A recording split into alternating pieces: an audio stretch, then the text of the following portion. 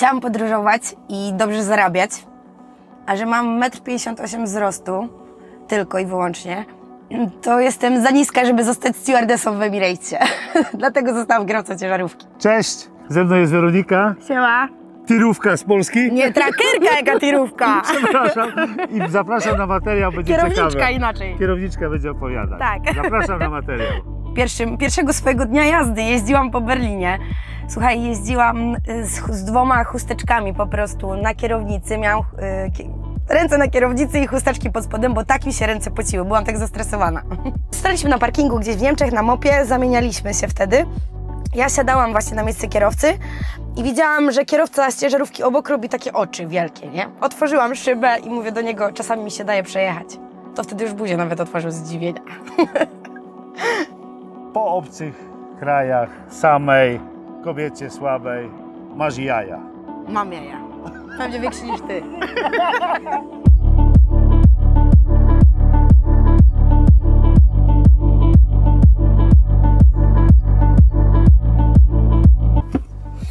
Cześć Werka.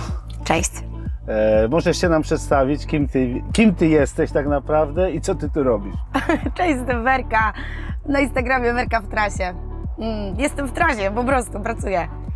Aha, ale tak przybliż, ty jesteś kierowcą ciężarówki, tak? Tak, jestem kierowcą ciężarówki.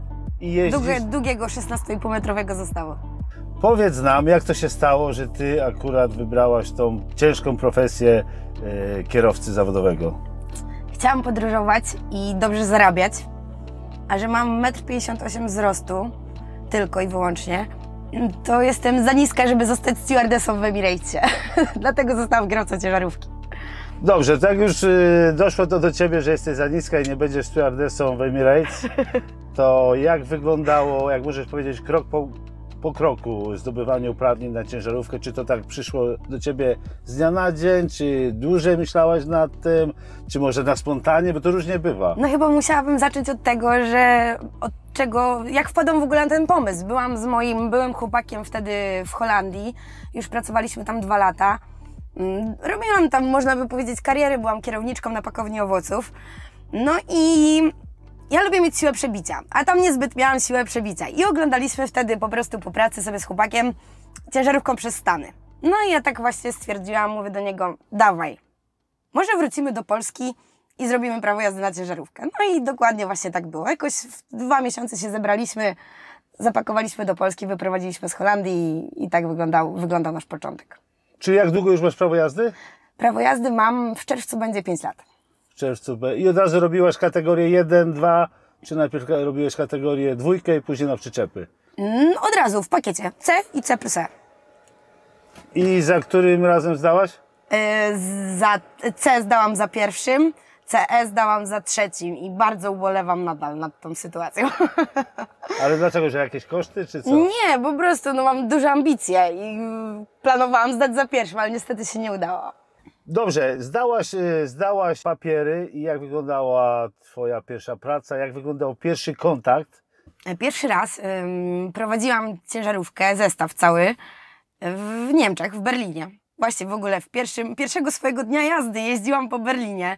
Słuchaj, jeździłam z 2 chusteczkami po prostu na kierownicy. Miałam ręce na kierownicy i chusteczki pod spodem, bo tak mi się ręce pociły. Byłam tak zestresowana.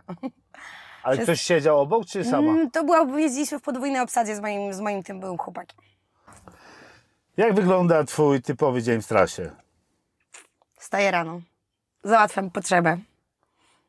Maluję się szybko, raptem z 10 minut. Ostatnio właśnie nawet to polubiłam. I co? Patrzę, czy mi się wykręciła 9 lub 11 i ruszam. Śniadania zazwyczaj nie jem, bo jak dojadę, zazwyczaj staram się stanąć tak, żeby być blisko po prostu załadunku czy rozładunku. No i w trakcie, kiedy to się odbywa, to wtedy robię sobie śniadanko. No i lecę dalej z tym, co mam zaplanowane. W jakim systemie pracujesz? W systemie 2 tygodnie na 2 tygodnie. 2 tygodnie pracy na 2 tygodnie wolnego. Staram się, zależy. Bo tak na dobrą sprawę powinnam mieć ciężarówkę ze zmiennikiem z drugim kierowcą, no ale mam aktualnie ją sama, więc sobie mogę troszeczkę manewrować tym czasem. Mogę zostać na 3 tygodnie albo skrócić tą jazdę. Wszystko do ustalenia. A jakie trasy najczęściej jeździsz? Czy nie ma takich? Nie, po całej Europie jeżdżę. Ostatnio bardzo często zdarza mi się Anglia właśnie, ale to też z wyboru, bo mam chłopaka nowego, który pracuje w Holandii i po drodze mogę go po prostu odwiedzać. Pozdrawiamy chłopaka. Pozdrawiamy bardzo. No dobrze, a wypoczywasz dobrze? Jak wygląda sen w kabinie takiej? Możesz wypocząć bez problemu? Oczywiście, tak. Ja jestem przyzwyczajona już tak naprawdę do hałasów. No jeżdżę z chłodnią, no to chłodnia mi buczy. Gęsto mam -20 ustawione na chłodni i ona się odpala co jakiś czas. Także no jestem przyzwyczajona. To chyba mam po prostu w genach po ojcu, że jestem w stanie zasnąć w każdych warunkach. Rozumiem.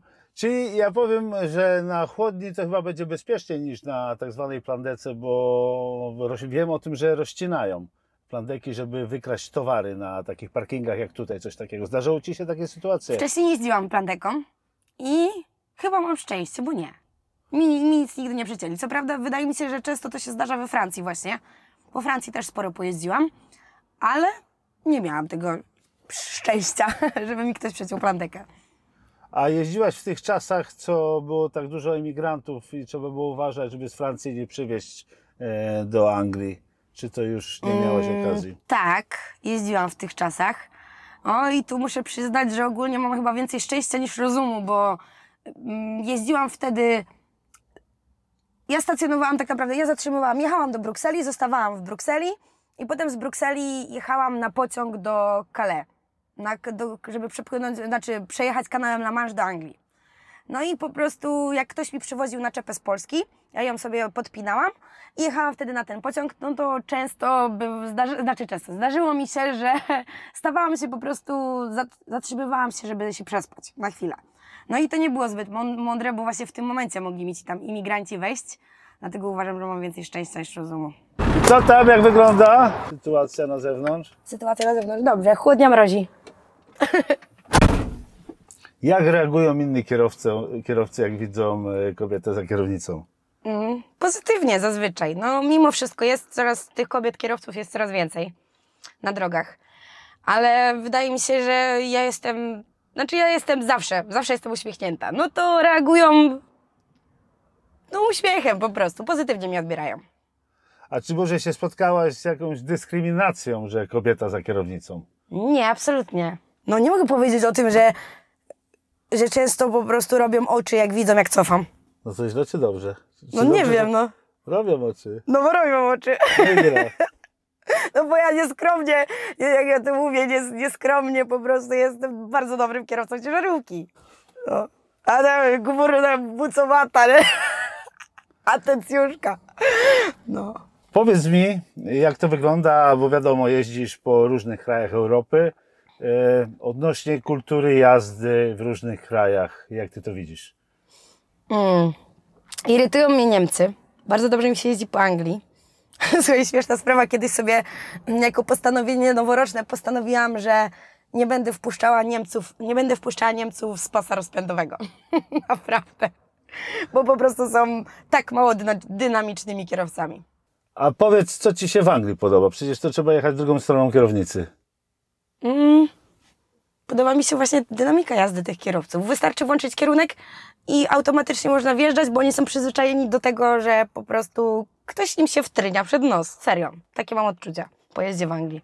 Dobrze, to pociągniemy temat jeszcze Anglii, bo teraz jest tak w modzie, w necie, dużo wysypuje się filmów, że krytykują Anglię. Anglia się kończy, Anglia jest skończona, jak tu jest niedobrze. A ty jak widzisz Anglię jako ktoś, kto mieszka w Polsce na co dzień? I co ci się podoba na pierwszy rzut oka, jak przyjeżdżasz do Anglii, a co ci się nie podoba? Jakbyś mogła powiedzieć. Ludzi lubię, ja w ogóle lubię w sensie kontakt z ludźmi. Naprawdę nie spotkałam się, żeby ktoś na mnie negatywnie reagował. Naprawdę, z samą życzliwością się spotykam. Może dlatego uważam właśnie Anglię za dobry kraj. To się zgodzę z tobą. Tak. Życzliwi są. Powiedzmy. A jeżeli chodzi o takie rzeczy logistyczne, jak to wygląda na magazynach, jak Ojejku, no to Anglia jest wybitna pod tym względem, jak to jest możliwe, że tu są tak małe magazyny i po jakich dziurach trzeba wjeżdżać czasami w jakieś miejsca, na gospodarstwa do kogoś, żeby rozładować 1-2 palety mięsa czy cokolwiek. No to jest śmieszne, ale Myślę, że no nie wiem, jest wielu kierowców podobno, którzy boją się jechać do Anglii. Nie wiem, ja nie rozumiem dlaczego tak naprawdę. No trzeba uważać trzeba wszędzie, tak naprawdę. Kiedyś pamiętam czasy, że były trasy na Rosję, też niektórzy się bali jeździć, ale jak już ktoś raz pojechał, to sobie chwalił. Tak? To tak, z tego co moi koledzy opowiadali, tak Ja jest. też bym pojechała. Przypuszczam też, że Tam jeszcze nie było. Teraz planuję w ogóle, tak naprawdę liczę na to, że spedytor da mi Rumunię. Do Rumunii mam jechać.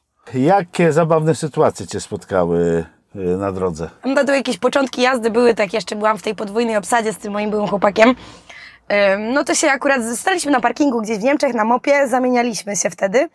Ja siadałam właśnie na miejsce kierowcy i widziałam, że kierowca z ciężarówki obok robi takie oczy wielkie, nie? Otworzyłam szybę i mówię do niego, czasami mi się daje przejechać. To wtedy już buzię nawet otworzył z zdziwienia. A jakieś takie niebezpieczne, że naprawdę miałaś stracha? Kiedyś myślałam na początku oczywiście, że będę chciała pojeździć w Norwegii, powiedzmy, po tym lodowym szlaku, po lodzie, po śniegu, ale szybko mi się to zmieniło. Pamiętam, wyjeżdżałam wtedy z magazynu w Berlinie, wyjechałam na ring na 10 i wszyscy jechali w konwoju, no to ja oczywiście też wjechałam w tym konwoju, mówię, no nie, no przecież ja nie będę z wami tak jechać. Włączyłam lewy kierunek, wyjechałam na środkowy pas, miałam wtedy pustą naczepę, sama jechałam. Miałam wtedy pustą naczepę. Jak mi naczepa zaczęła tańczyć, prawa, lewa, się tak przestraszyłam, no to grzecznie wtedy kierunek, prawa strona, wjechałam pomiędzy, ja już rozumiem, dlaczego to tak wygląda, ja już jadę z wami. No i w tym momencie mi się odechciało już całego śniegu, nabrałam dużej pokory do jazdy i w ogóle do samego, po prostu do samej zimy. A jakie miejsce wspominasz najlepiej, a jakie są miejsca, do których byś już nie chciała wracać? Czy wspominam? W sumie tak na dobrą sprawę, na początki mojej jazdy w ogóle wspominam najlepiej, bo wtedy było najwięcej tego czasu na zwiedzanie. I to tak naprawdę, czy to był Paryż, czy to był Sosnowiec, naprawdę Sosnowiec, Dąbrowę Górniczą nawet zwiedzałam, to wszędzie mi się podobało. A gdzie bym nie chciała? Chciałabym pojeździć w ogóle w jakieś inne strony, bo słuchaj, jestem 5 lat już kierowcą, a nigdy nie byłam w Hiszpanii i Portugalii tak naprawdę. Mam dość ogólnie całego Beneluxu, bo no nie po to robiłam prawo jazdy, żeby jeździć, kurczę, tylko przez Niemcy do Belgii, Holandii. No nie, w Luksemburgu nie byłam, co prawda, no ale te okolice. Fajnie byłoby, gdyby mnie puścili po prostu gdzieś tam właśnie w inne strony. Czy spotkałaś kiedyś jakieś ciekawe osoby na parkingach, na stopach? Kurczę, dopiero tak naprawdę w sumie zaczęłam od niedawno zaczęłam się, że tak powiem, spoufalać z kierowcami. I powiem Ci, że no spotkałam ostatnio bardzo, bardzo fajnych chłopaków. I to też była śmieszna sytuacja, bo zjechałam wtedy z promu z Anglii, spłynęłam. Jak zjechałam z promu, no to ogarnęłam, że mój czas pracy już się skończył. Że ta kontrola weteryna, na którą miałam pojechać, nie będzie trwała 5 minut, jak myślałam, że będzie, a paliwo w chłodni się praktycznie w całości skończyło. No i trzeba było znaleźć jakieś rozwiązanie tej sytuacji. Poznałam wtedy jednego kierowcę, który stwierdził, że po prostu upuści ze swojej ciężarówki troszeczkę paliwa do mojej. No i tak zrobiliśmy, tylko zaczęły się wtedy poszukiwania wężyka. No to chodziliśmy po całym parkingu, wężyka nie znaleźliśmy, on ostatecznie wyciągnął go ze swojej ciężarówki, ale przyszło do nas jeszcze 2 chłopaków, no i razem po prostu we 4 robiliśmy całą tą nietypową sytuację, jaką było wyciąganie po prostu przez rurkę paliwa ze zbiornika do butelki 5-litrowej, po to, żeby móc to paliwo wlać do mojej chłodni, żeby po prostu ona mogła, żeby się nie zapowietrzyła i do rana mi wytrzymała. Tak, no i wypiłam wtedy z chłopakami piwko, pierwszy raz w życiu wypiłam z chłopakami piwko na parkingu, pogadaliśmy sobie naprawdę chyba tam ze 2-3 godzinki, no i mam z nimi kontakt do teraz, naprawdę fantastyczni ludzie. Pozdrawiamy chłopaków, może będą oglądali. No na pewno. A jak wygląda Twoje zatrudnienie? Ty jeździsz na samozatrudnieniu, czy na jakiejś działalności gospodarczej? Tak, pracuję na samozatrudnieniu na umowie B2B.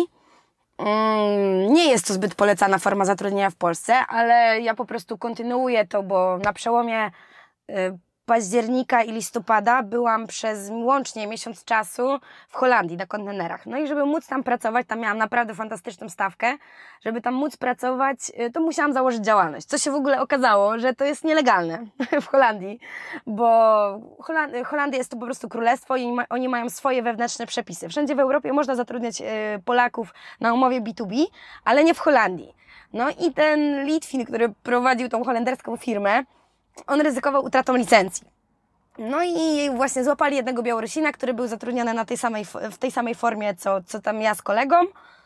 I po prostu powiedział, że nie może już po prostu nas dłużej w taki sposób zatrudniać. I skoro już miałam tą działalność założoną właśnie na potrzeby tych kontenerów w Holandii, to stwierdziłam, że będę ją dalej ciągnąć. No i tak już pół roku jakoś jestem zatrudniona w tej formie właśnie pracy. No, ale nie planuję niczego zmieniać z tego względu, że przyda mi się ta moja działalność po prostu do innych tematów. Jak godzisz swoje życie prywatne z życiem zawodowym? Godzę. No, pracuję 2 tygodnie, a potem mam 2 tygodnie wolnego. No i co robisz? Mam czas, żeby żyć, chociaż mimo wszystko, powiem Ci szczerze, że będę trochę jeszcze pojeżdżę, bo lubię to. Ale mimo wszystko chciałabym jednak z tego za jakiś czas zrezygnować, bo brzydko mówiąc, uważam, że życie spala mi przez palce. Rozumiem. I co planujesz robić? Masz jakieś plany na przyszłość? Tak. Jakie? Można wiedzieć? Planuję iść w foto-wideo. Foto-wideo. I rozwijać content w ogóle. Właśnie, o tym zapomnieliśmy powiedzieć No chyba. to dawaj, masz swoje 5 minut. Rozwijam po prostu swojego Instagrama i TikToka. Tego mam zamiar zacząć, być może YouTube'a kiedykolwiek porobię. Tak, zdecydowanie. Polecam obserwować Werka w trasie. Werka w trasie, Werkę podlinkujemy. Tak, i na Instagramie, i na TikToku ta sama nazwa. Werka w trasie. Zdecydowanie polecam poczytać komentarze w filmach na TikToku, tam dosyć ładnie, myślę, że repostuję tych wszystkich. Dobrze, a jak dbasz o zdrowie w trasie? Zdrowie. Znaczy nie tyle co zdrowie, co ja jestem raczej taką ruchliwą osobą i ciężko mi na dupie usiedzieć i mam ze sobą rolki. A, ćwiczysz coś, tak? Znaczy nie ćwiczę, po prostu mam rolki, mam hulajnogę. Rolki używam do tego, jak chcę sobie gdzieś pojeździć, czy się szybko przemieścić, a hulajnogę taką zwykłą, do odpychania się oczywiście, no bo jestem zbyt leniwa na to, żeby ładować jakąś baterię, no to mam hulajnogę po to, żeby ewentualnie na przykład pojechać na jakieś zakupy, to sobie je powieszę zwyczajnie na tej hulajnodze i w taki sposób. Kiedyś w jedną niedzielę, pamiętam w ogóle, pojechałam na zwiedzanie sobie, to zrobiłam 18 kilometrów. Przejdźmy do jedzenia. Jak wygląda Twoja dieta w aucie? Słuchaj, mam zapakowane próżniowo. Mogę Ci nawet pokazać w sumie. Będziemy oglądali. No Tak? proszę. Mogę Ci pokazać. Mam zapakowane próżniowo mięsko. Tak naprawdę. Uwaga, ja zrobię zbliżenie na Twoją mogę, lodówkę. No możesz, ale akurat mam wrzucone w niej warzywa, żeby po prostu się nie psuły, no bo jest tu jednak mimo wszystko ciepło. Czekaj, powyciągamy trochę.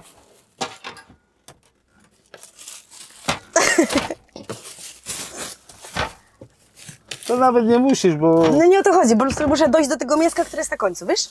Okej. Czekaj, no co ja? No i mam dużo w ogóle białka, nie ostatnio, strasznie dużo białka. O, chodzi mi o to, że mam popakowanego tak kurczaczka próżniowo. Polecam taki sposób. Ogólnie można wszystko zapakować próżniowo. I wtedy na przykład mój obiad wygląda tak, że obieram sobie ziemniaki, wrzucam to razem z tego kurczaczka do tych ziemniaków, do tego jakąś, nie wiem, sałatę ze śmietaną, czy surówkę, czy ogórka po prostu i mam obiad, który się robi w 10 minut, naprawdę. Aha, i to na gazie robisz, czy jak? Tak, na kuchence gazowej. Aha, guzenkę, wodę widzę, masz. Tak, no i dokładnie. to wszystko. Ewentualnie taki szybki obiad. Staram się nie jeść gotowców, mam kilka, na jakiś tam z Dino czy coś tam, ale staram się tego nie jeść, bo mimo wszystko no, takie jedzonko jest smaczniejsze. Zdrowo, staram się zdrowo jeść, zdecydowanie. Ja lubię dobrze zjeść. Także tu jest lodówka. Tak, lodówka. Sporo warzyw w niej. Na tym stoliku jesz, tak? Na tym stoliku tak jem, A spanie? a śpię tu. To już zobaczymy. Wygodnie? Wygodnie, tak. W DAF-ie zdecydowanie jest bardzo mięciutki materac. Ostatnio jeździłam manem i tam był taki cieniutki i no nie wysypiałam się tak, jak się wysypiam tu. Co tam na górze? Widzę jakieś air condition, co to jest tam? Tutaj? Klima postojowa. Tak. Rzecz naprawdę bardzo przydatna. Okej, i na górze masz jeszcze jedno łóżko. Jeszcze jedno łóżko, tak, które wykorzystuję po prostu jako schowek, że tak powiem. Tam jest właśnie moja hulajnoga, moje rolki. A masz jakąś ulubioną markę ciężarówki? Powiem Ci szczerze, że przejeździłam w swojej karierze tylko i wyłącznie 2 tygodnie z Kanią 510 koni V8. No i to były chyba moje najprzyjemniejsze 2 tygodnie jazdy. No zabrał mi ją szef niestety, mam nadzieję, że ona do mnie wróci. Tak, to z Kanią mi się zdecydowanie najlepiej przez te 2 tygodnie jeździło, ale tak, to DAF-em jest okej. DAF-em jest okej. W sumie jeździłam wszystkim tak naprawdę. Najwięcej przejeździłam DAF-em. Teraz ostatnio trochę MAN-em, ale powiedziałam, że jeżeli mam jeździć MAN-em, to się zwolnię. A no, na tego MAN-a to i u nas kierowcy narzekają. Coś nie tak jest z tym samochodem. No i nawet głupi taki powód, że się kurz zbiera. Jest naprawdę ciężko utrzymać porządek w MAN-ie.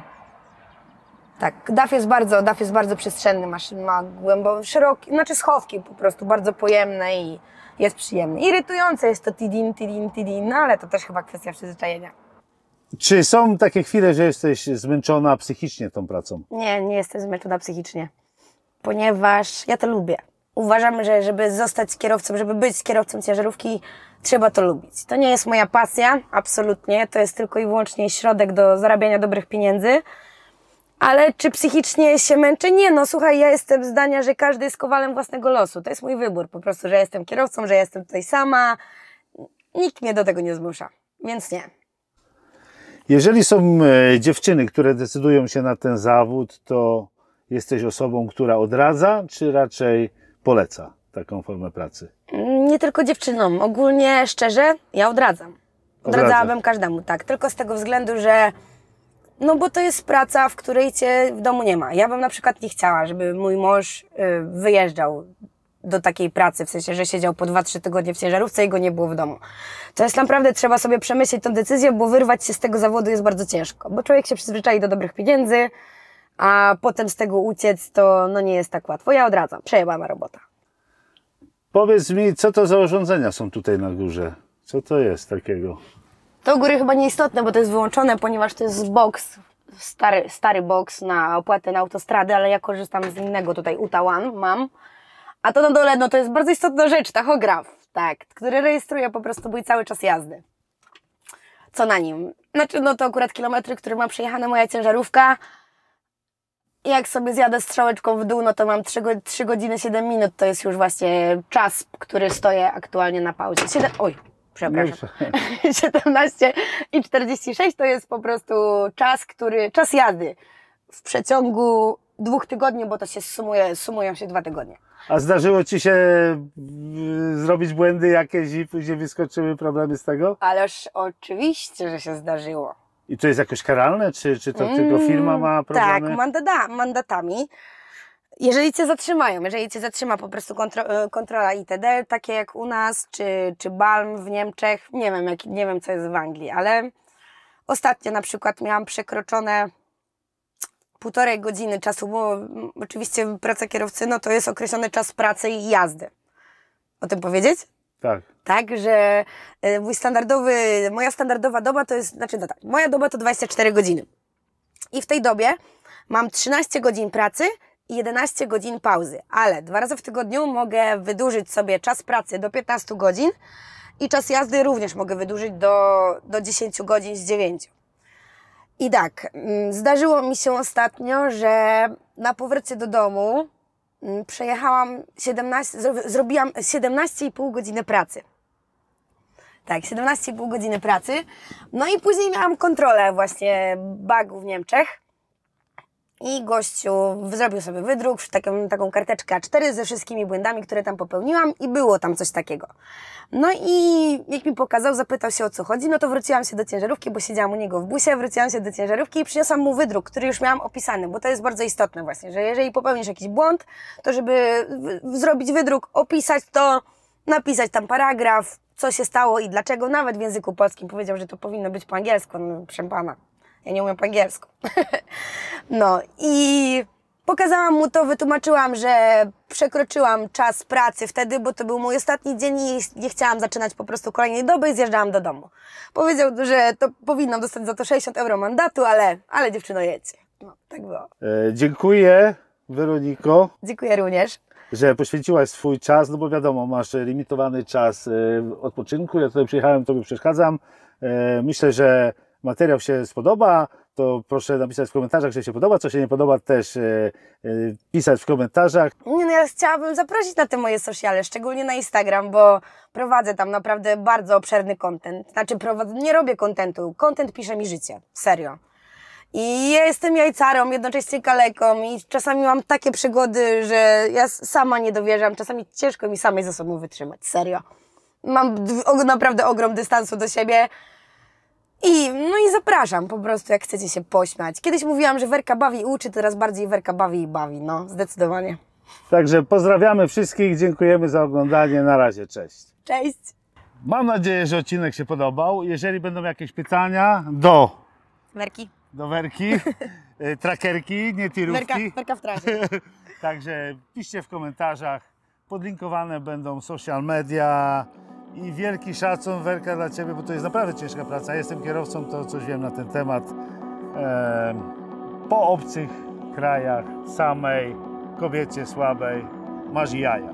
Mam jaja. Pewnie większy niż ty.